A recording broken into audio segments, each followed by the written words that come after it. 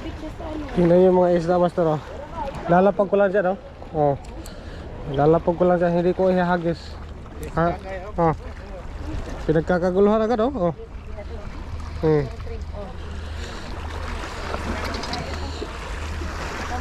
Ganyan katindi dito, hindi mo na kailangan ihagis ng malayo. Nasa ikon ba? Towel. Diyan lang malapit, oh. Nandiyan lang mga ano.